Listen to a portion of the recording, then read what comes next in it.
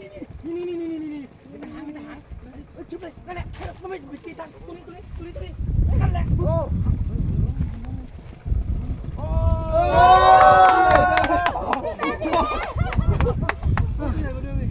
เป็นลม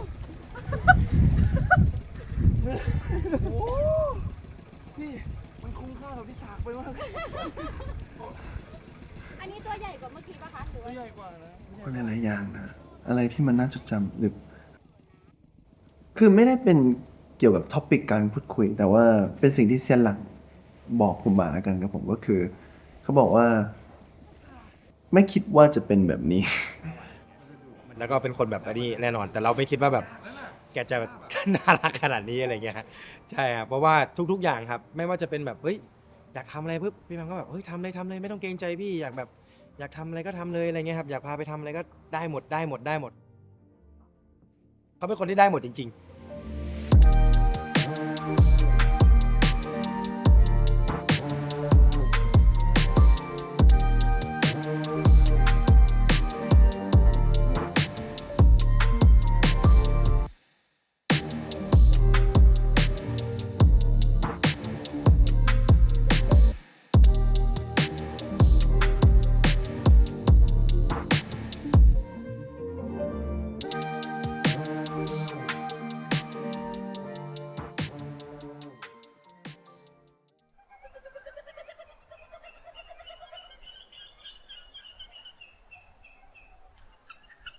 ก็น่าจะเป็นตอนเด็กๆนะครับผมตอนนี้อยู่หมู่บ้านก็คือ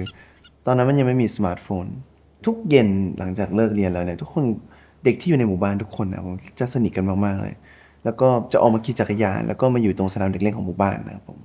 วิ่งไล่จับซ่อนแอบอะไรอย่างเงี้ยผมแล้วก็แบบ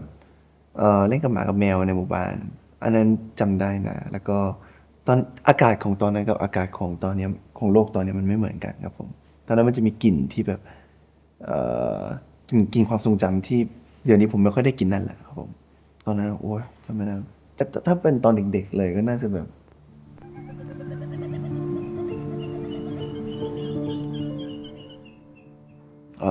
ผมมาอยู่เกาหลีตั้งแต่อายุ13ครับ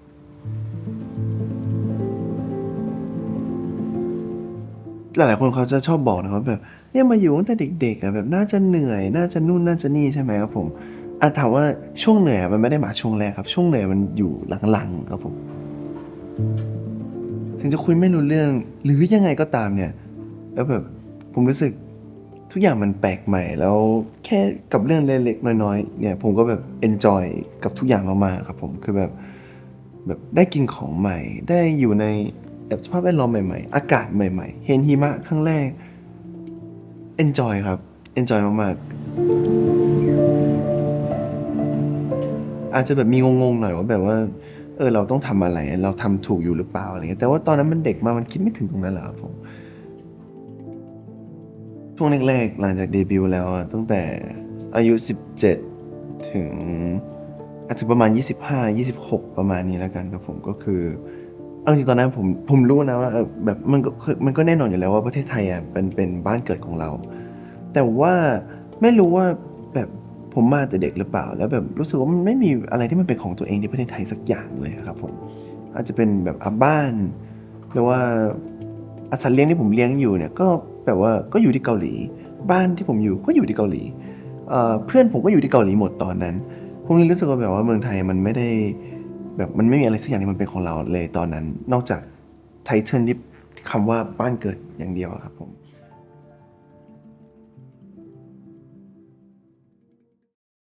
แต่หลังจากอายุ26เป็นต้นไปเนี่ยพอได้รู้จักกับเพื่อนๆคนไทย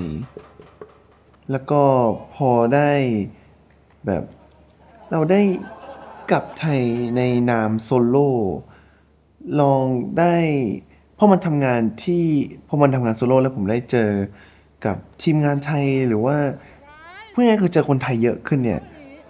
ตอนนั้นนะครับผมเริ่มรู้สึกว่าแบบเออ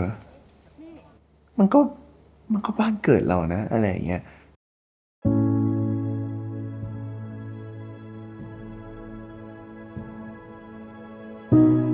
ก็ แล้วทุกครั้งที่กลับไทยอ่ะหลังจากนั้นนะมันจะค่อยๆความรู้สึกที่รู้สึกว่าแบบเวลาไปไทยแล้วเหมือนไปต่างประเทศนะมันจะน้อยลงผมรู้สึกว่าเมืองไทยเนี่ยเป็นบ้านจริงๆผมก็ลองไงว่าแบบโอเคถ้าเราจะปล่อยโฮมทาวน์เราต้องใช้ชีวิตที่ประเทศไทยบ้างต้องดูว่าเราอยู่ไทยแล้วเป็นยังไงก็เลยอยู่2 อาทิตย์แบบคนเดียวไม่มีแมเนเจอร์ไม่มีบริการไม่มีใครเลยแล้วพออยู่จริงๆอ่ะผมอยากจะบอกว่ามันเป็นช่วงเวลาชีวิตที่แบบทำไมเราเพิ่งจะมาใช้ชีวิตแบบนี้แบบการใช้ชีวิตที่ประเทศไทยแบบมันชดเชยชีวิตวัยรุ่นเด็กไทยคนหนึ่งที่มันหายไปแบบได้แบบว่าอิ่มใจมากๆครับผม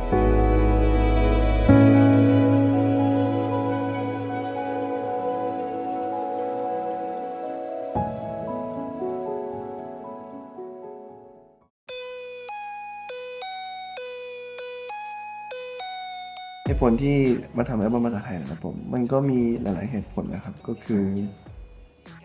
ตอนแรกมันจะเริ่มด้วยความคิดที่แบบแปลกใหม่น่าสนุกดีแล้วก็แบบอยากพอมาทำจริงๆแล้วเนี่ยผมรู้สึกว่าระหว่างที่ทำมันมีหลายๆความรู้สึกเพิ่มเข้ามาเยอะมากครับผมถ้าเกิดเราแบบว่ามีคนฟังเพลงเราแล้วก็มีคนซัพพอร์ตเราทั่วโลกแบบนี้อยู่แล้วไม่ว่าจะไกลแค่ไหนครับผมบางทีผมยังงงเลยแบบผมไปไกลมากๆนะก็ยังมีแฟนคลับอยู่ตรงนั้นอยู่ครับผมมันเป็นสิ่งที่ตกใจแล้วก็เซอร์ไพรส์ผมมากๆครับแต่ผมรู้สึกว่าถ้าเกิดเราเป็น K-pop แต่ว่าเราเป็นคนไทยเนี่ยทำไมเราไม่เป็นสะพานเชื่อมโยงระหว่าง K-pop T-pop แล้วก็ international ให้แบบว่ามันเปิดโลกกว้างผมก็คิดแบบถ้ามันไม่มีใครทำทำไมเราไม่ทำใช่ไหมครับผมให้เจอกับอะไรฉันก็ไม่หวั่นไหว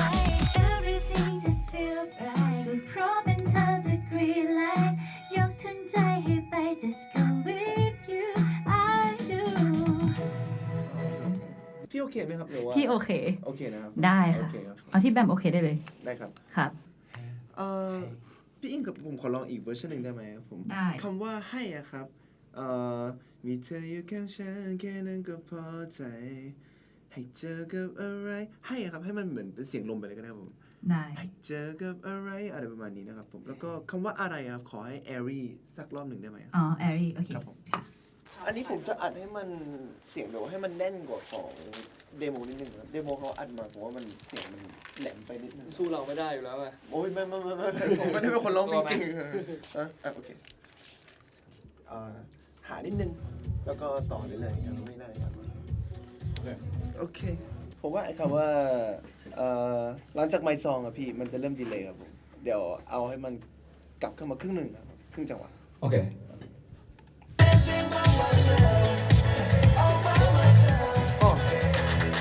แสงไฟและแค่ไม่มาส่องกับด้วยเสียงแอลกอฮอล์ในคืนนี้มันก็พอแล้วแหละ พี่อิงกับไทม์ไทยเนี่ยที่บินมาถึงที่นี่เลยเกาหลีก็ขอบคุณมากๆครับผมก็คือมันก็เป็นครั้งแรกที่ผมจะต้อง produce หรือว่าคุมอัดคนไทยครับผมก็ไม่รู้หรอกว่าเขาทำยังไงกันที่ไทยนะครับแต่ว่าผมก็ทำในสิ่งที่เรารู้ความรู้ที่เราหรือประสบการณ์ที่เราได้มาทั้งหมดเกี่ยวกับการ produce เนี่ยผมก็เอามาใช้แหละครับผมก็ทำเหมือนตอนผมอัด GOT7 Python อย่างเงี้ยก็คืออยากได้อะไรก็อธิบายให้เขาเข้าใจแล้วก็อาจจะเกรงใจหน่อยนิดนึงด้วยความเป็นคนไทยกันเองครับแต่ว่าผมรู้สึกว่าถ้าเกิดมันจะเกรงใจไปเรื่อยๆอย่างเงี้ยมันจะไม่ได้สิ่งที่เราอยากได้ก็คือขอเขาไปเรื่อยๆจนกว่าจะได้สิ่งที่เราต้องการจริงๆในการอัดนะครับผมก็ต้องขอบคุณทั้งพี่อิงแล้วก็ทั้งไทยครับที่เป็นทีมที่ perfect มากๆสำหรับอัลบั้มนี้ครับและอันนี้ไม่อยากจะอวยนะแต่ว่าผมมีหลายๆเหตุผลครับผมและทุกเหตุผลมันบอกกับตัวผมเองว่าต้องเป็นคนนี้เท่านั้นผมก็เลยเลือกมาเองทุกคนหมดเลยครับผมไม่ได้มีลิสต์หรือไม่ได้มีใครแนะนำไม่มีครับก็เลือกเองหมดเลยครับ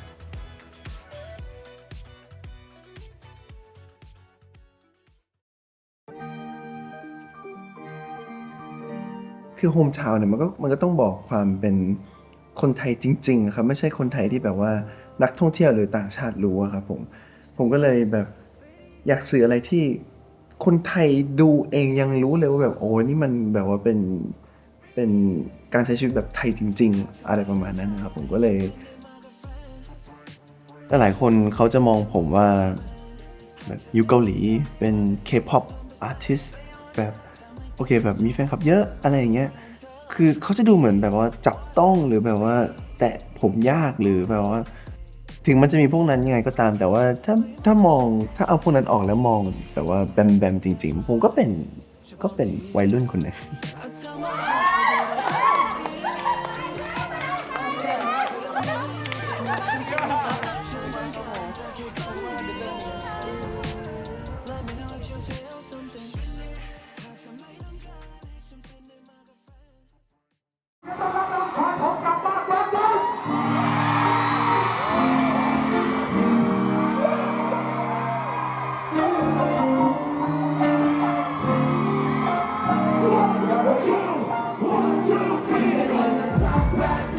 แล้ววันนี้ผมจะไม่ได้ปล่อยด้วยการที่ทำโชว์เคสหรือว่าโชว์ผมรู้สึกว่ามันซ้ำอะผมก็เลยอยากลองปล่อยด้วย releasing party ครับผม